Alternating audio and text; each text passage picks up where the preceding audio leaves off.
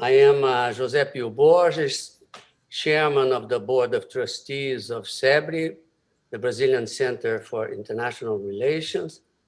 And it's a great honor for CEBRI and the French Embassy in Brazil, represented here by the Chargé d'Affaires Gilles de Pecassou, who I thank profusely for helping us invite Amin Maalouf to be here with us today.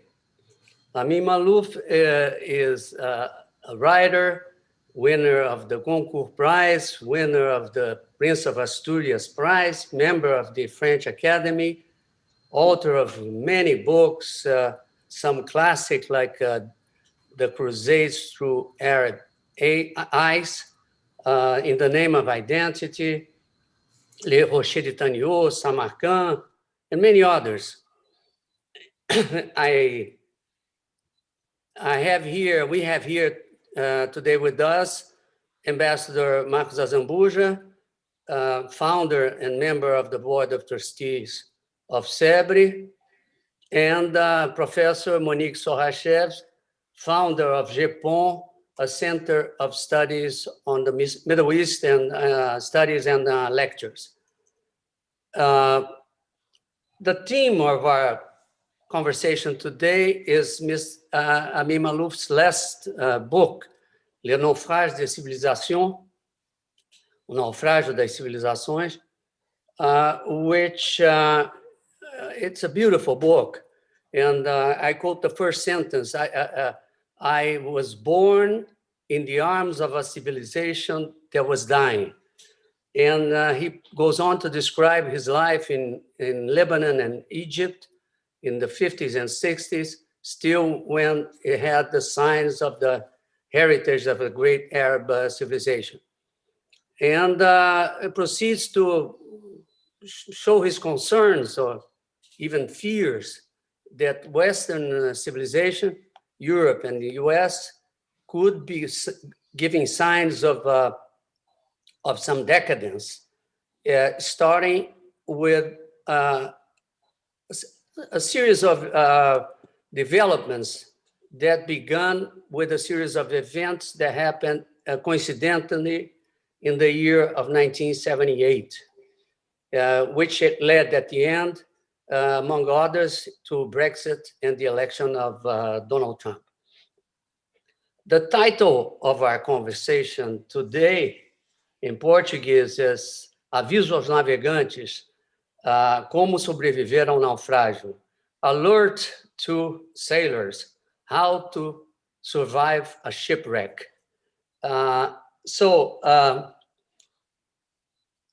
Gilles, I would pass the word to Gilles for his welcome remarks, and then to Ambassador Azambuja to kick the ball in. Gilles, thank you very much again. Please have the floor. Thank you very much, Jose. I'm very happy the embassy joined forces with CEBRI in order to bring Amin Maalouf to Brazil, or at least his voice and image. Having such a personality with us for 2 hours is a treat. I also have the feeling that the timing couldn't be better to reflect not only on where the world is going, but also on today's Brazil. If you allow me a personal comment, as a diplomat posted a couple of years ago in the Middle East and interested not only in what my country has to say to the world, but also in what the world has to say to France and Europe. I'm very honored to be here because Amin Maalouf has been an intellectual influence for me since the publication of Les Croisades vues par les Arabes. Dear Amin Maalouf, you will feel welcome in Brazil by this beautiful country and amazing people, I would say for 3 reasons. The first is that France and Brazil have always been able, throughout the centuries, to maintain a dialogue, exchange ideas, praise and enrich each other's culture. Beyond our common history, our failed attempts to create French colonies in Rio de Janeiro, São Luís do Maranhão, and the Amapá, beyond the Portuguese royal family crossing the Atlantic to flee Napoleon's troops, besides our land border, this perfect cultural match is what defines our bilateral relation best. You are, of course, also Lebanese, and Brazil is home of a very important Lebanese diaspora. It is no surprise that after the deflagration that destroyed Beirut this summer, Brazil immediately joined forces with France and others to bring assistance to your country and will, I hope, participate in the virtual summit that will take place tomorrow. Brazil is also home to other people from the Middle East, Shias, Sunnis, Christians. All the diversity of the Middle East is reflected in the Brazilian melting pot.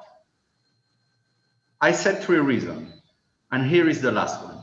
Since you have entered the Académie Française at the seat occupied once by Claude Lévi-Strauss, I think it's only fair that you be with us today. From Triste Tropique to the naufrágio des civilisations, who knows if there are some hidden resonances to uncover. You write that darkness spread throughout the world, that something went horribly wrong since that pivotal year, 1979.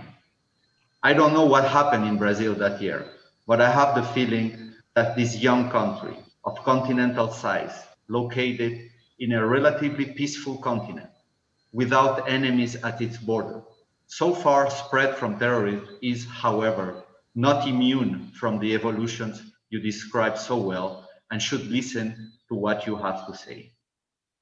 I will stop here. Thank you very much, Amin Maalouf, for being with us today and looking forward to our discussion. Marcos, can you start, please? Yes, I can. I can and I should. First of all, hospitality is a duty and a pleasure. You're welcome, sir. We are delighted to have you here with us again. As a Lebanese, you are almost at home.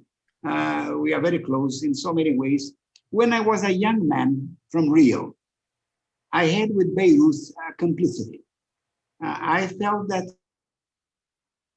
Beirut were cities which were descendants not so much of Rome or Jerusalem, but we are descendants of Alexandria. We were cities in which happy peoples converged in joy. We were happy communities. It's difficult to recall this now, but I remember when Beirut, to me, as Rio was a symbol of joy, of pleasure, sometimes of some irresponsibility. But that came with this joy of living, which was our contribution to the world. So things have moved and to some extent deteriorated largely. You have, in a sense, put your finger in a dramatic year, which was 1979, in which, as you point out, Ronald Reagan, Margaret Thatcher, the fall of the Berlin Wall suggested the end of a certain world and the birth of another attitude towards history and towards events. We are dealing with this crisis of identity. You suggest, this is one of the cases in which translation does not work. In French, your book is called Identité meurtrière, the murderous identities. And in English, it was in the name of identity. So in a sense, it became softer, less precise, less dramatic. And I think we lost something. What I find, sir, and I would like to give you the floor almost immediately, because that's what we're here for, to listen to hear you. When I deal with people like you from the Near East, which I understand you prefer calling your part of the world Near East rather than the English Middle East, which is not, I think, geographically descriptive of where what we're talking about. I think that we must keep in mind the depth, the complexity, the proximity, and the layering of history. Whenever I am dealing with people from your part of the world, or that I am dealing with issues of the Near East or Middle East, I'm impressed by the complexity of every question, how long they've been around, in how many modified expressions, the proximity of events. Let me be for a moment very Brazilian in saying this. The Middle East occurs, or the Near East occurs, in distances, which to us are almost municipal. The closeness, everything is so close by. Everything seems to be within a distance which for us is one which you could reach for lunch or for dinner or for a weekend. The sense of proximity, always, depth, proximity, complexity, these are the things you express so brilliantly, in which are to some extent alien to the Brazilian mind. We come from a simpler part of the world. Our history is shorter, not as complex. In a sense, we're not being blessed and cursed by so many influences. We are a simpler model. We are a more rudimentary design. So when we deal with matters of the Near East and the ones, the civilization you see crumbling, I have a sense that we have been spared some of these problems. But this is what I want to conclude by saying. Until a few years ago, Brazil thought that it was immune to this crisis of civilization. Recent events, we are in a period in which our foreign policy, in which our attitudes towards religious tolerance have suffered more than we thought could happen. We've always felt that there was an exception brésilienne, that somehow we were spared the fate of mankind in many ways. The idea that Brazilians were lucky by virtue of their birth, that somehow we're spared, and this has not been the case. If I had spoken to you 3 days ago, my tone would have been almost perfectly pessimistic. What has changed me a bit is that yesterday or the day before yesterday, we had an election in this country in which almost 150 million people voted in 5,000 municipalities, and nothing happened other than the normalcy of the exercise of the vote. And this for me was reassuring, was in a sense that Brazil remains on track in many ways, and that sooner or later will regain what is the central Brazilianness, tolerance, humanity, an identity as your value, not sectarian, not limited, not unfriendly to others, but in a sense, a sharing of our common humanity. So, Ms. Maalouf, welcome, come again, come often, and give us the benefit of your experience, because we have a lot here. What we lack is experience. You know, you are not just 200 years old without paying a price for it. When you in one of your delightful books, which is called Samarkand, you go back and back and back. And the moment I thought you had reached the bottom, you went further back. And so for a Brazilian, you deal with time elements, which are almost inconceivable. Centuries and centuries before, where the word for us is marvelous, it's discovered, as if we were something which were there to be discovered and not to be. So welcome back. Give us the benefit of your wisdom. And I'll say something later, but simply to comment on your thoughts. José Pio, the ball is yours. Thank you, Marcos. Mr. Maalouf, please.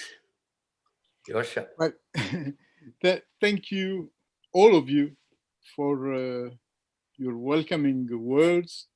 It is for me a pleasure to be in Brazil, although it is virtually. I think we have gone through a year where virtual has become the new normal. I'm not sure it will change completely in the period after this crisis. I think something has changed, probably for good. we have discovered during this crisis that we can go places without moving. Of course, if one asks oneself, is it better to be together and face to face and maybe have a lunch or a drink together, or to be virtually together? Of course, it's better to be in person. Yet, usually the question is not between being together in person or virtually. It's between being virtually or not being at all together. So I noticed, for example, this year, I've been to places where I would not have been in a normal year. There are so many book festivals everywhere, international book festivals, and I'm not sure I would have gone to these festivals except virtually. So I think even after this crisis, some events, maybe many events, will still take part virtually. I would add that traveling is not today as it was before. I must confess that whenever I go to an airport and I have to take off my shoes and my belt and go through all kinds of security checks, it's much less a pleasure than was traveling a few years ago. So maybe in some way, the new normal will include a lot of virtual. You have already evoked many topics. I will not transform my introduction into a lecture. I think I will just throw in the air a number of topics that I think might come into our conversation today. One of the topics is that it's very, very rare, and I think it probably never happened, to have the whole of humankind stopping for a moment and having the time and the possibility to reflect on what's happening and on the future.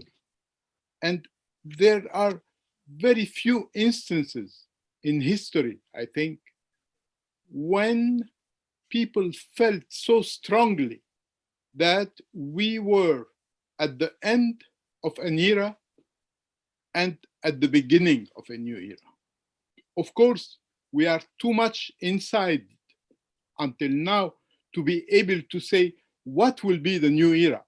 But maybe one of our topics should be to try to imagine what will be the world of tomorrow, the world after 2020. I am sure this will be a new world in many respects. And I think we needed it.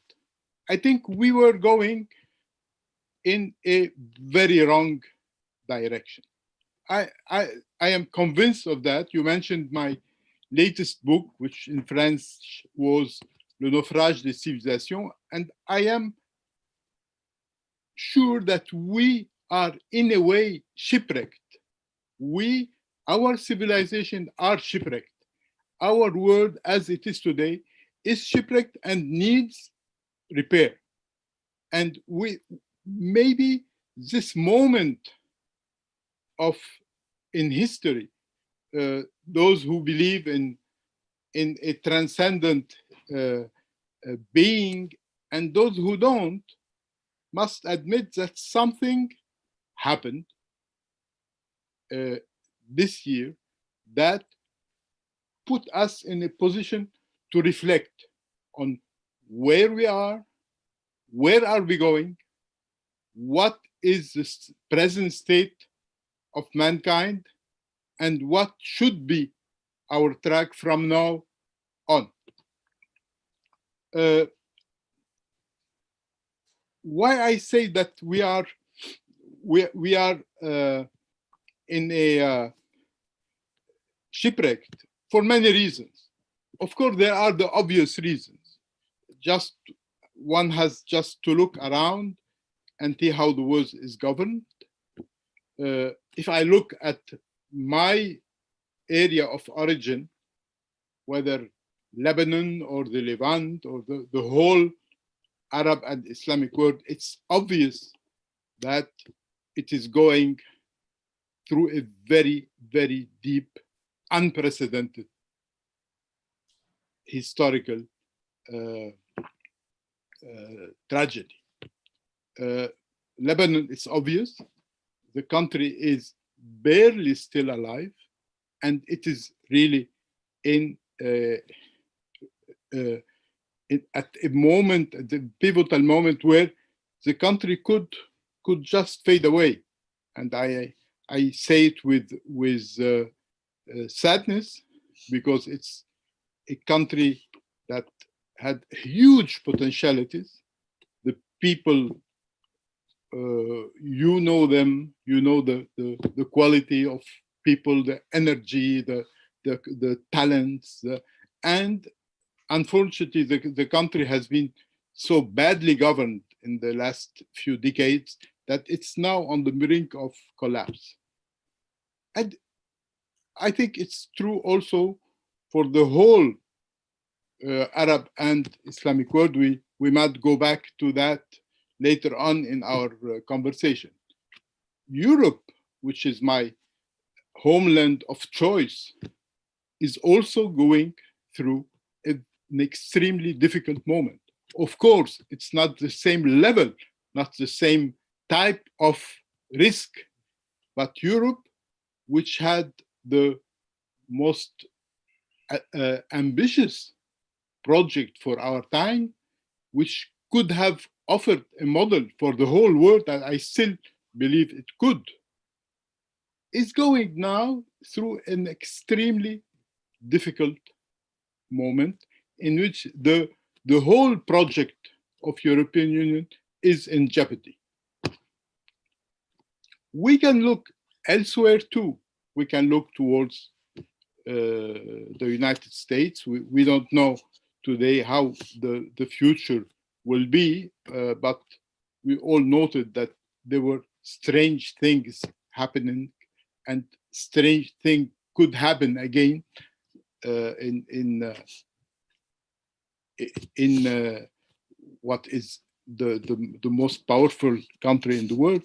We are going also globally, and that's obvious, towards a new Cold War between a rising power, which has developed economically, which has, of course, a global role, an increasing global role, which is China, another power, which is still the main power, the United States, still the strongest country, still the largest economy, but it is declining.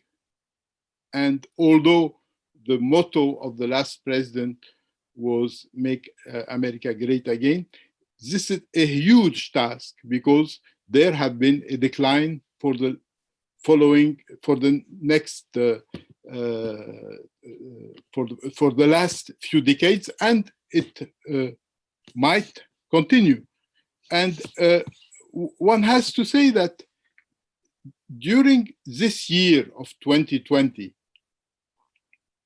there is a fog, which is the pandemic. And during the last 3-4 years, there was another fog, which is the present American administration. When the fog will dissipate, we might discover that we are engaged, the whole world engaged, in a very perilous new Cold War, new arms race. And this happens in a world which has no real international order. There is no world order today, and it makes things much more dangerous.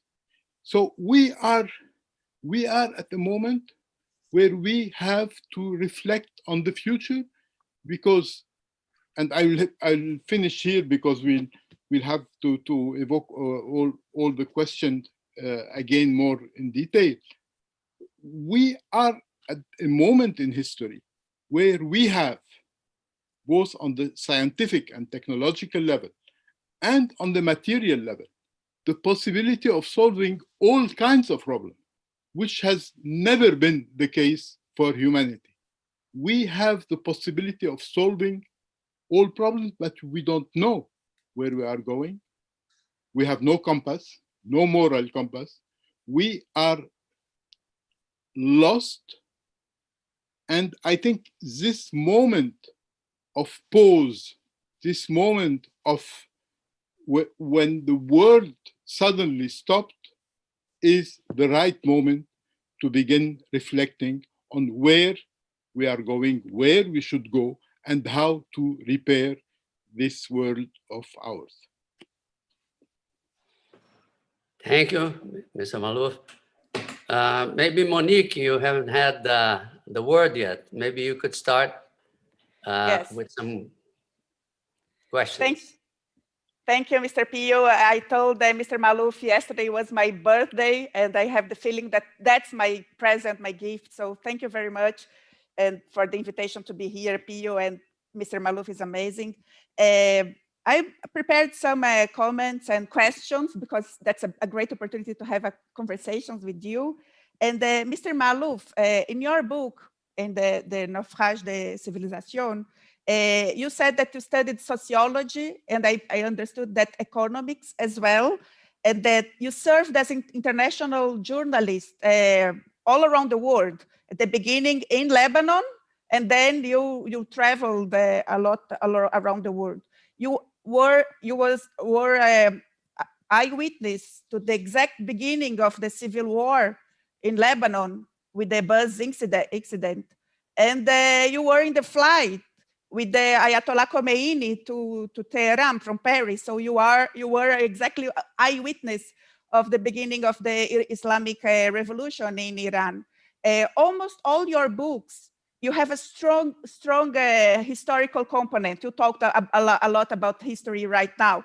I love especially the Crusades seen by the Arabs, that's the translation in Portuguese, and the Rock of Tanios. And you always quote documents. For me as a historian, I believe that the reason I love so much your books, it's because you have history all around. So my first question, it's how you do understand the role of journalism and of history in your personal life and in this current phase of the world that you were talking about. Isn't that possible that the media and the historians can play an important role in preventing the sinking of the civilizations? So that's my first comment and question. Thank you, Monique. I was born in a house where my father was a journalist, and since childhood, I was in the world of journalism. And it has always been the passion of my life to follow the events of the world. And I'm never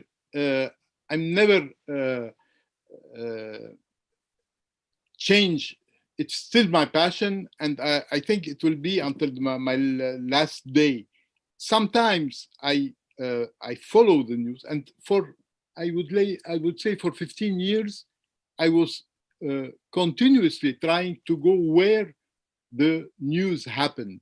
I went to Vietnam at the end of the war in '75. I went to Iran with the Iranian Revolution. I went to Ethiopia with the Ethiopian Revolution. I went to so many places for 15 years. And then at one point, I became more settled. I began to travel much more through my books, through my reading, And but my passion is still the same.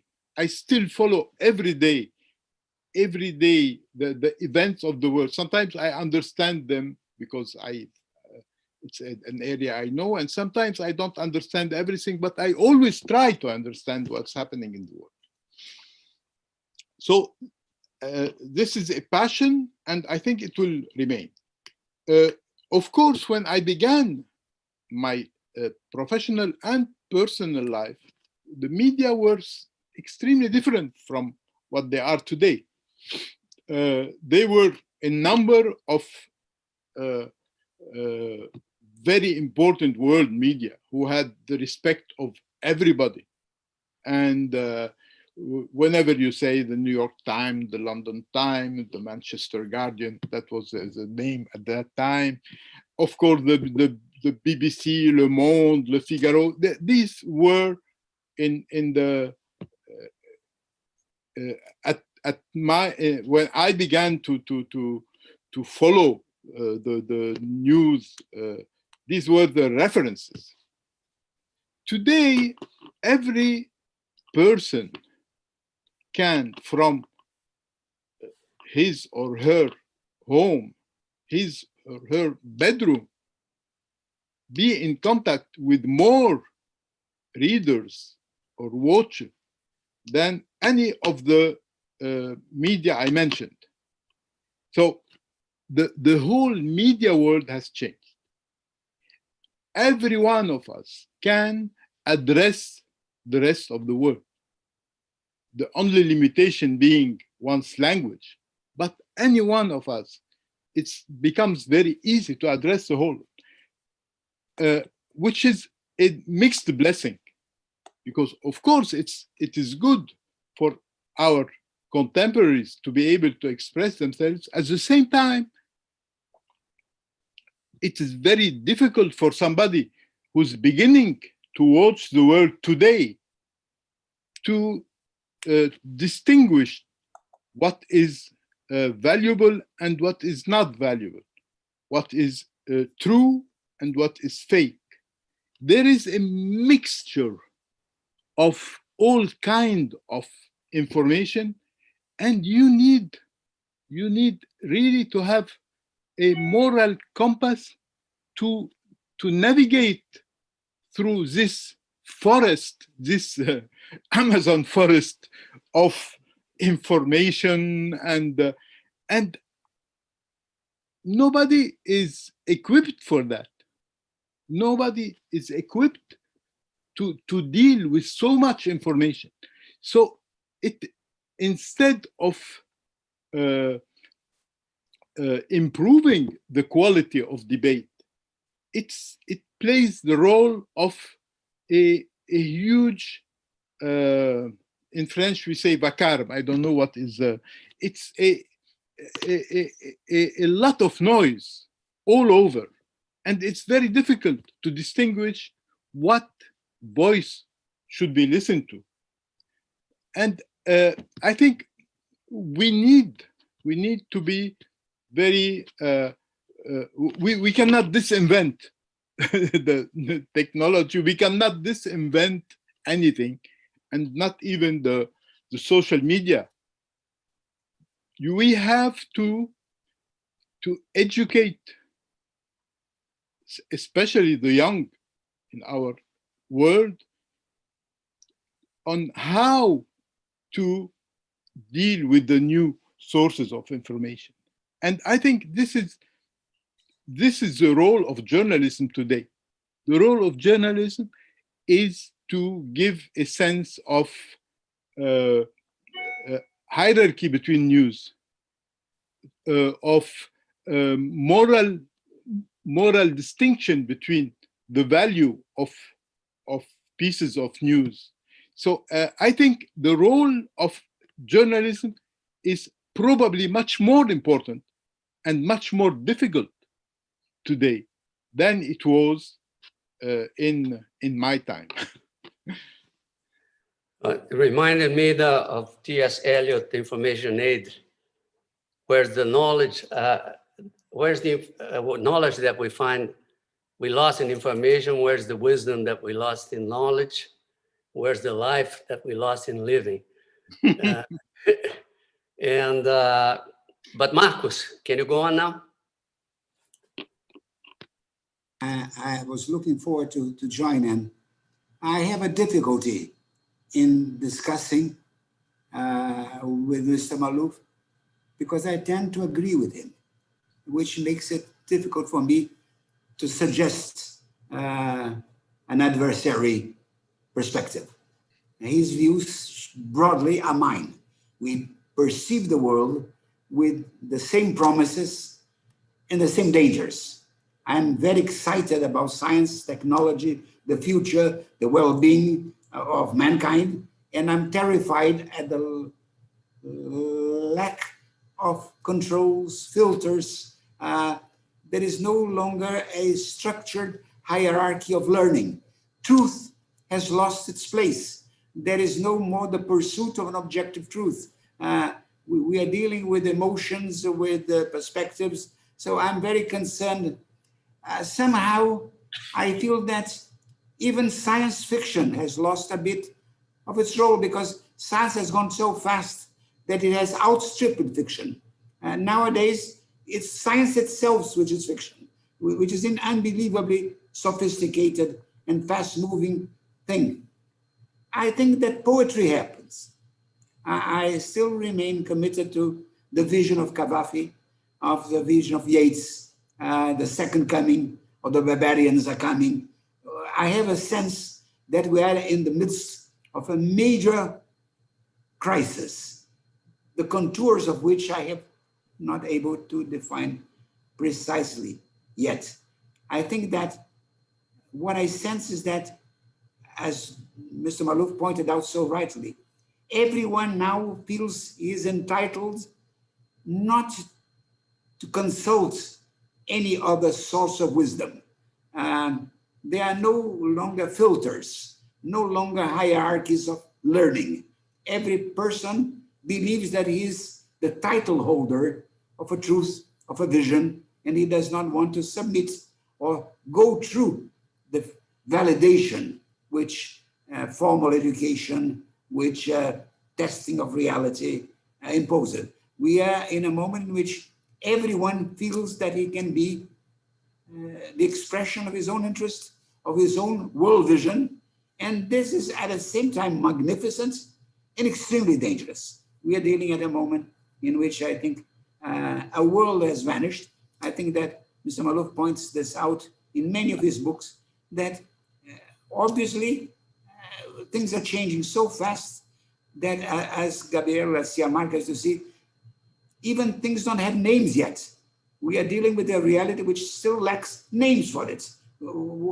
Postmodern is a way, but we're dealing with quantities which we do not control. So I would like to make the point that I think that basically we have to, I agree with him again on a fundamental point. We are at the beginning of a new Cold War. I'm using the words advisedly because the war will not be like the War From One. Cold does not mean the same thing, but we are in the process of growing confrontation. Yesterday, the day before it, the Biden administration was, in a sense, placed in jeopardy by an assassination near Tehran, which in a sense jeopardizes its freedom to act in a manner of trying to reconnect or to bring back Iran and the United States to some sort of negotiation. So we are dealing with a moment in which the leading country in the world, the United States, denies the reality of the elections. People do not seem to realize that we are in a unique process in which an election which was transparent, verified by everyone, which was won by a large margin and by a huge human plurality, is questioned. Truth is no longer a currency which you value. We are dealing with something, Mr. Maalouf, which is it post-truth, post-reality, subjectivity, push it to the extreme. Where are we now? What I hope is that others like you, one thing which I was delighted with you is that when I think that it's 800 years after the Crusades, no one had thought of writing a book about the Crusades from the other point of view. And this is such a revolutionary idea and such a simple one. It would seem to be obvious. I mean, if there was a conflict, a war, tell it from, but you know, only the winners tell stories. There's not a war of Troy told from a Trojan perspective. Winners tell stories. Losers lose. There's no, so my feeling is that what he's trying to rescue, Mr. Maalouf, is the view of the losers, the view of those who are the victims, those who did not write the history as it went on. So sorry I went too long, but basically is this: I'm in agreement with you, I share your vision, and I trust science and technology enormously, and I'm terrified by it, and I'm outstripped by it. I have become something of a Neanderthal myself. I am an analogical man in a judicial world. Mr. Maalouf, if I can go back to the Middle East a little bit. A couple of days ago, Thomas Friedman wrote an article in the New York Times warning President Biden, that the Middle East that he would find is not the same Middle East that he knew very well 4.5 years ago. You mentioned in your book, Le naufrágio des civilisations, that one of the events that triggered all the decadence of Lebanon was the government of Lebanon accepting to host the PLO after Jordan had refused to accept that they stay there. And recently, although I don't agree with most of Donald Trump's foreign policy, there's been some initiatives with peace with the Arab countries without requiring the settlement of the situation with the Palestinians. And there's even rumors of conversations. Apparently Netanyahu might have been to Saudi Arabia, and with Saudi Arabia, which then would be a major step because it's one of the most important countries. So what are your thoughts about these peace agreements with some Arab countries, Israel with some Arab countries? And do you think this could evolve to something positive or not? Well, you know, I think what happened in the last 3 or 4 years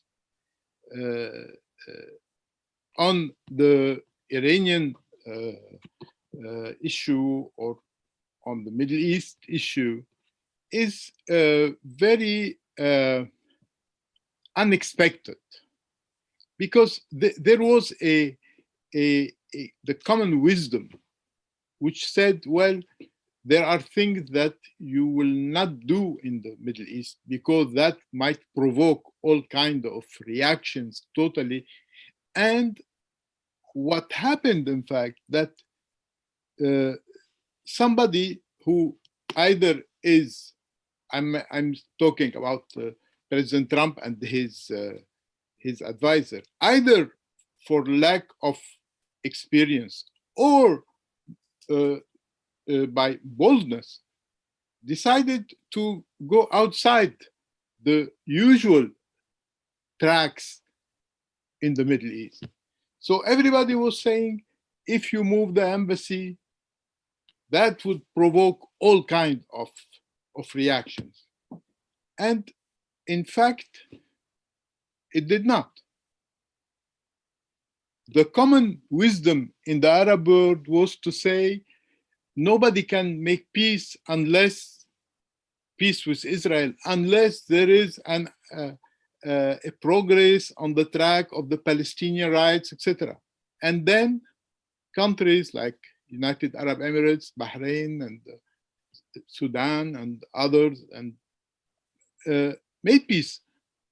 And the reaction was not the reaction everybody had predicted. In fact, nothing is happening like we had predicted. Why is it happening like that? It is puzzling, but maybe the answer, I'm not sure, but maybe the answer is that in the Arab world, people are completely disorientated, like to use the title of one of my novels. People are completely disoriented. So the whole world, to some extent, is disoriented, but the Arab world is probably more disoriented too, because in the Arab world, people have no idea where they are going. For example, when I was 15, 20 years old, there was a huge movement. Of course, you have followed it from afar, which was Arab nationalism and Nasser, and that movement at that time seemed to be the core of Arab political life. And that movement disappeared completely. And it was replaced by, in a way, a kind of nationalism based on religion, but it was not really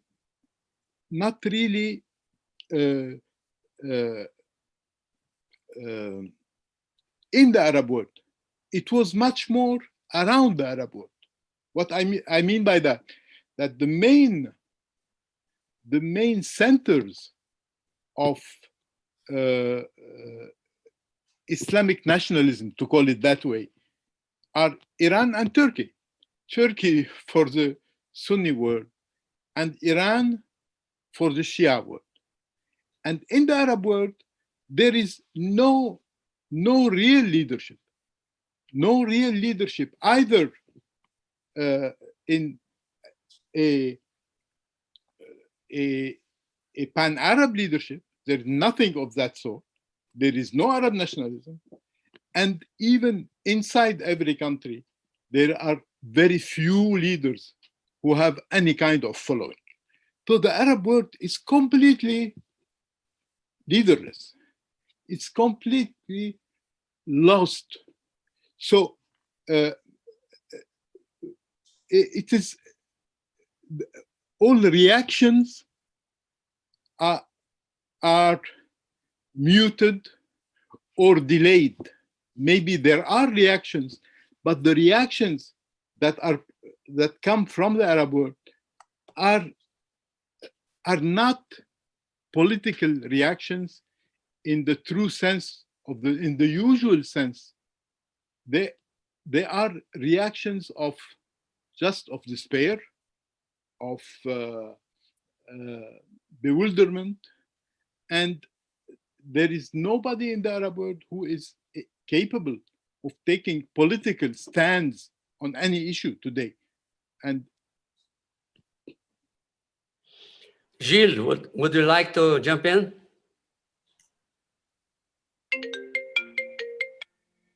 Sure. I had a question, one question. It's concerning the style of government. It seems also that the way we exercise power has changed. Whether you call it populism, this direct link that leaders have with people through social media, the spread of fake news, is all part of this new way of governing. And that didn't exist really in that shape 10 years ago or 20 years ago.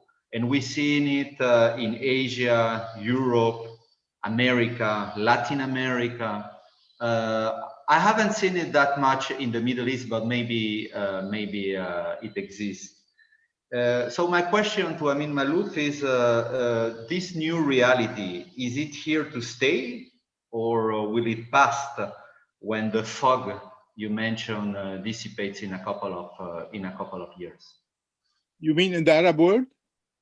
In general, this way of populism we have seen popping up in different places of the world. Well, I was very much asking myself the same question since November 3rd. What will be the future? I'm not sure that the movement that was to some extent symbolized by President Trump will be disappearing with his electoral defeat. First, I think in the United States, the result of the election was not so clear. When one takes into account the pandemic and the economic consequences of the pandemic, which had wiped out all the success of the administration in that field, and the unusual, let's say so, unusual personality of the president, to see how little the voters have changed, how little there was the switch from the Republicans to Democrats. I feel that the main core of what represented this president is still here, and I'm not sure that the phenomena that he represented is a thing of the past. I think it's completely plausible. It's too early to say, but it's completely plausible to have 4 years of a democratic administration struggling with the consequences of the pandemic and the consequences for the economy and all other kinds, and then have an election which would be even closer than this one. So this phenomena has not changed. Another observation, but I'm thinking loudly now. It's not anything I'm sure of. I feel there is a temptation for many populist movements in Europe and elsewhere to move toward another strategic option. When I'm talking about a possible Cold War, I'm not sure that those movements, including in Europe, would prefer in that Cold War to choose the camp of the United States and its allies. I think they will be very much tempted, in the absence of somebody like Donald Trump, to go in a very different direction, because the card will be reshuffled. I'm sure the cards in the whole world are going to be reshuffled. And this new Cold War will have characteristics that are different from the other one. But we are really at the beginning of this new phase. I think we don't know exactly how will be the alliances, what will be the choices, who will be in which camp. But I think a lot can change. And in any case, to answer more directly what you said, I don't think that movement of populism is near its end. Monique, would you like to ask another question or comment? Yes, yes, I know please. that we have a question from Minister Antonio Patriota, who is in Egypt, but I don't know if you want to do it now or later. The question from Mr. Patriota was quite close to yours. He was interested in the idea of the impact of the Abraham Accords in the Israel-Palestinian conflict. So I believe that it was already there. Mr. Maalouf, your previous book, The World in Disarray, I have here, O Mundo em Desajuste, greatly impressed exactly the former Foreign Minister Antonio Patriota. He's current the ambassador of Brazil in Egypt. It inspired him to establish a project called Lado a Lado, side by side, bringing the diasporas of Middle East to think about how the diaspora can help to solve the problem in Middle East. So my question is regarding the diaspora of Middle East. Do you, it was, I believe, 8 years ago, do you still have this idea? And while you were talking about this bad feeling on Middle East, I'm from Brazil. I studied the history of the relations between Brazil and Ottoman Empire specifically. The Ottoman Empire didn't allow people to come to Brazil. Brazil didn't want the immigrants to come here. But when we look from now, it's a case of success. Now, during the pandemic, you see a lot of doctors. One of the most important hospitals is the Syrian Lebanese. So maybe the diaspora in Brazil can help the Middle East to have more self-confidence. Diaspora, that's the question, please. That's exactly the reason why I was in contact, as you said, 8 years ago with Minister Antonio Patriota, because we had that idea. I wrote in the book you mentioned that it is so strange to observe that when people from the Middle East are in the Middle East, they cannot speak to each other. While when they are elsewhere, it's much easier for them to speak to each other.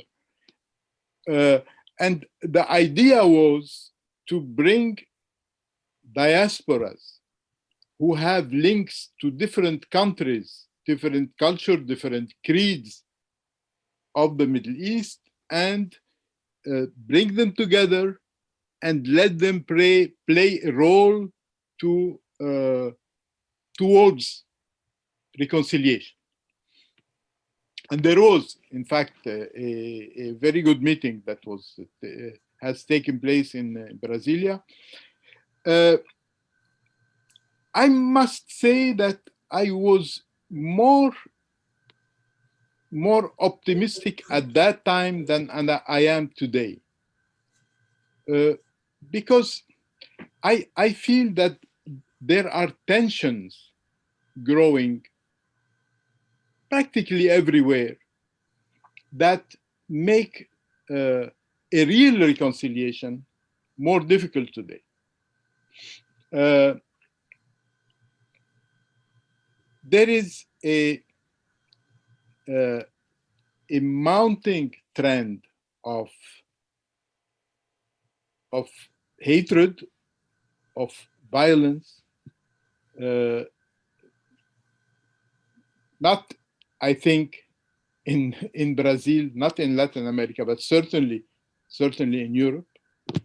And this trend, which is partly linked to what happens in the Middle East, is creating new intellectual and political realities in Europe. I think much of the evolution of European societies toward a vision that is more radicalized and more impatient also towards what happens in the Middle East and towards people who come from the Middle East. A lot of the evolution in many European countries, including countries that had a very long tradition of tolerance and openness, like Denmark and the Netherlands and Sweden. Things have changed a lot and are still changing. And one of the elements that trigger that change is what they see coming from the Arab world and the perception of course, of the immigration and of violence. And this has been a very destabilizing influence on European political life. Marcos, you want to jump in? Yes, this is fascinating. I wish we were just starting now, because first of all, I think, Mr. Maalouf, there is a book to be written about the war of the vaccines. On the one hand, there is a brilliant promise that so many vaccines are being developed at the same time at a speed which in other ages would be inconceivable. What we are seeing is a triumph of science for the benefit of mankind. On the other hand, a rivalry in which vaccines became political weapons. We are dealing with vaccines with a country tag. So the Chinese vaccine, the Russian vaccine, vaccines are no longer things against viruses. They are expressions of national power. Someone like you should write a book about this fascinating. The other thing which I find absolutely extraordinary is the movement of people, migration. Before, a few hundred, a few thousand, but for the first time, I think in many, many centuries, mankind is on the move, moving along the Mexican-American border, among the Mediterranean. We have the world in a flux because people are aware of what things are. You don't have, when in the old days, someone came from the Lebanon to this country, they hardly knew where Brazil was. It was a vague information, letter from a relative. Now they have perfect information about Sweden, about Norway, so information has made people hit the road. They know where things are good, where things are favorable. So I would like to tell you, we are, Mr. Maalouf, my conviction, right at the beginning of a new period. So it is impossible for us to identify things which are still there in the future. What you identify, and I share with you, is that one period is over, a new one is being born, but we don't have yet the profile of the future. So I think that we have subjects for future conversations, for future visits, and I hope that the new normal will not prevent you from coming from time to this country physically, because there's still a few things we must do in person. And one of them is to have a beer together and to talk under a nice palm tree by a beach about how to save the world. So, Mr. Maalouf, I'm delighted to have been here today with you, and I thank everyone for their participation. But before we close, Mr. Maalouf, would you like to talk about your plans as a writer? Are you going to write something like Le Naufrage, or are you going back to an historical novel that we all loved?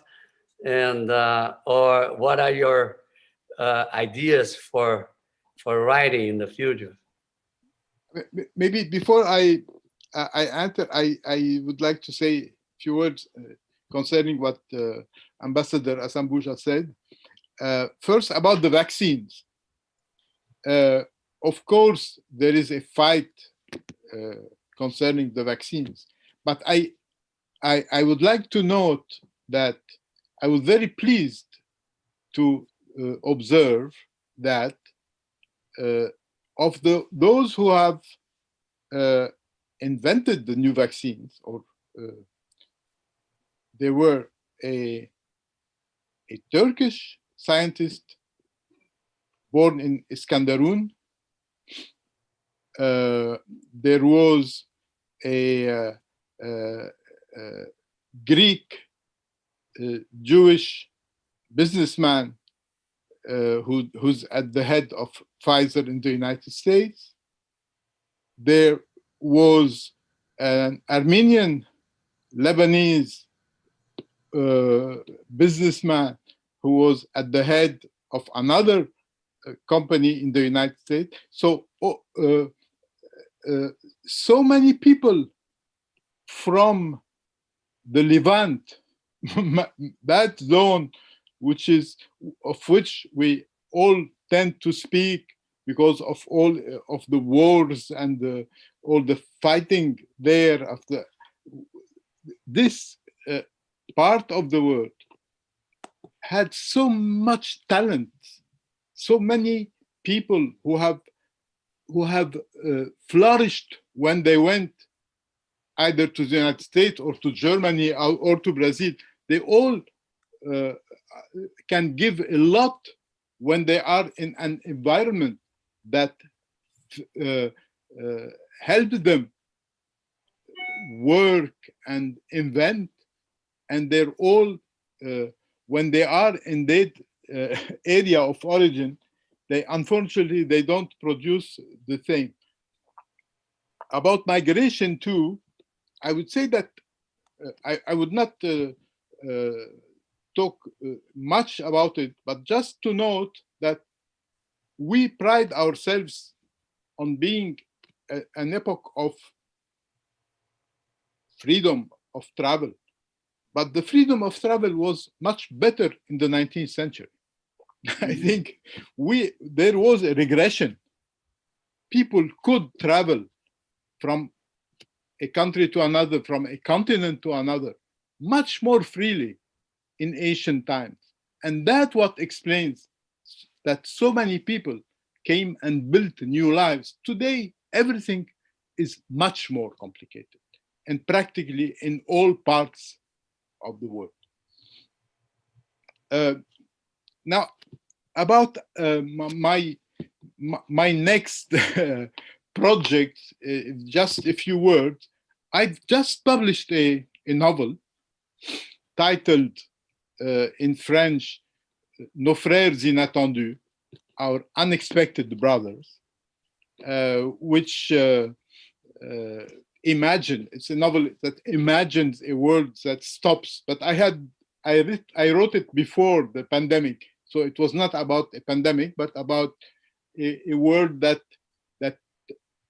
expects a helping hand from somewhere. But maybe we will have an opportunity to read it.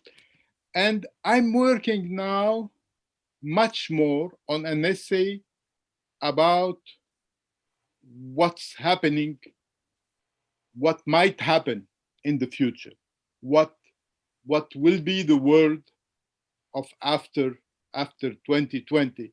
And I'm still in the process of thinking about it and building my reflection about that. But I think I need to do it. I feel that at such a moment one needs to stop and reflect and try to write something about the world we live in. Monique, would you like to say a few words before I pass it to Gilles? No, I would like to thank you very much, Mr. Maalouf. I had the feeling that you have an optimistic vision, and I had the same feeling about the people from Middle East in the work of the vaccine. Maybe you'll have more optimistic vision. I have myself more optimistic vision of the future regarding small topics as gender. We had no time to talk about this, but I think now we have it's because it's a long fight and it's a very important topic. You had no time to talk about this, but I would like to spread No, this. but I would say something, just one word. I agree. Globally, there is a lot of progress on that issue, and it's something wonderful. I must note, however, that we are in the process of seeing the United States delivering the 40 million Afghans, including 20 million Afghan women, to the Taliban, with total indifference from the rest of the world. Nobody's criticizing, nobody ever giving an opinion about it, as if it were something completely natural. It's just and I'm scandalized. I feel there's something very, very unfortunate is happening, and I feel it's a symbol of how much we are deprived of any moral compass in today's world. Gilles, would you like to say a few words before we close? Just a few words to thank you once again, José, Ambassador Azambuja, Professor Monique, Amin Maalouf. It was a great conversation. I have a lot of questions, but I just want to invite everybody to read Mr. Maalouf's books, because they are very useful to understand the world. We could have talked about globalization. When I grew up, globalization was about technology and economy, and it turns out it came as a virus and climate change. So I don't know if that's good news, but that's the way it is. But in any case, thank you very much once again, CEBRI, for this great conversation. Now, I would like to thank again the French Embassy, and especially Gilles Pecassou for his help, and pass the word to Mr. Maalouf for his last words. No, thank you. I just want to thank you, all of you, for this marvelous moment. And I tried to think loudly with you, and I think it was really a very, very good moment of common reflection about the world we are living in and the prospects for the future. Well, thank you all who participated. Thank you, Marcos. Thank you, Monique. Thank you, Gilles. Thank you, Mr. Maalouf. And it was a wonderful conversation, and thank you all for participating.